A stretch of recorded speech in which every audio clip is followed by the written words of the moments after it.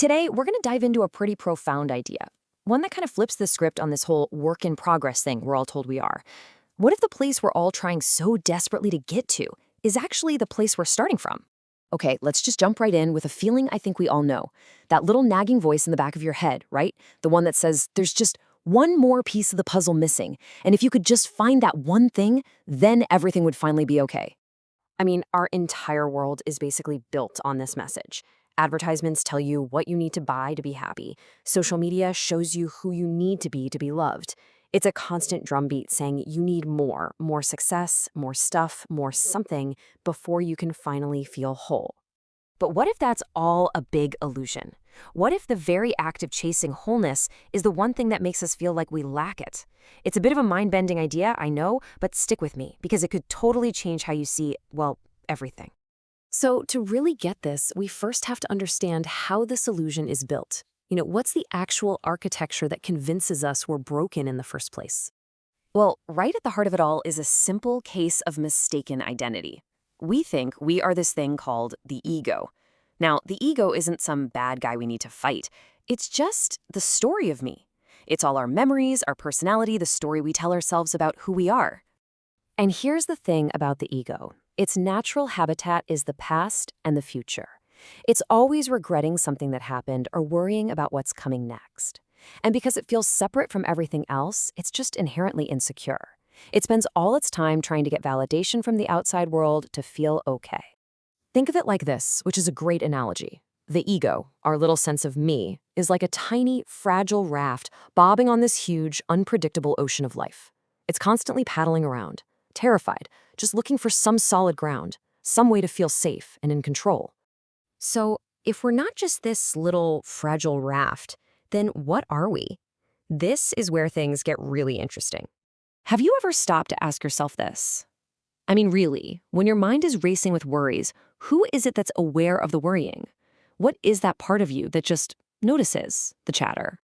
The answer is that there's this quiet, still, aware presence inside you. Some call it the witness. It sees all your thoughts, all your feelings, all your anxieties, but it isn't defined by any of them. They're just clouds passing through the vast open sky of your true being. So we've got this whole identity thing mixed up.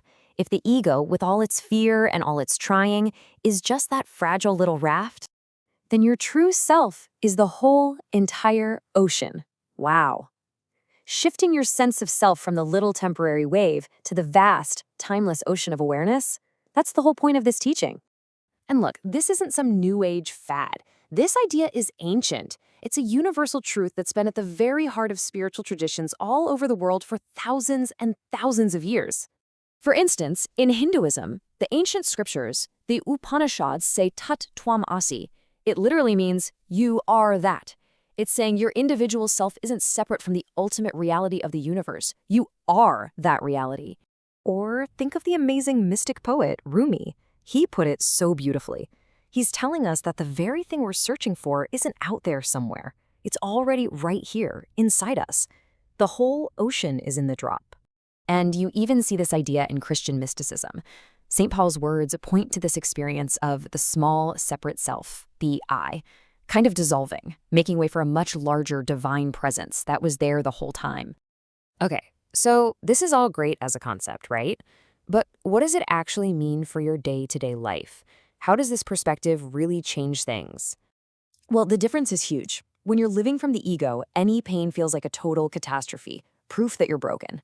But from a place of wholeness, it's just a sensation, a weather pattern passing by. Your actions stop being about desperately trying to get something to fill a hole and start being just an authentic expression of who you are. And love, it transforms from two people trying to complete each other to two whole people celebrating each other. And that brings us to the final and maybe the most crucial piece of this whole puzzle. And honestly, it's a paradox that can kind of break your brain in the best way. Here's the ultimate irony. We start a spiritual search to become whole. We meditate, we go to workshops, we read books, but the very act of searching, of trying to get there, sends a constant signal to our brain that we're not there yet. The search itself reinforces the feeling of being incomplete.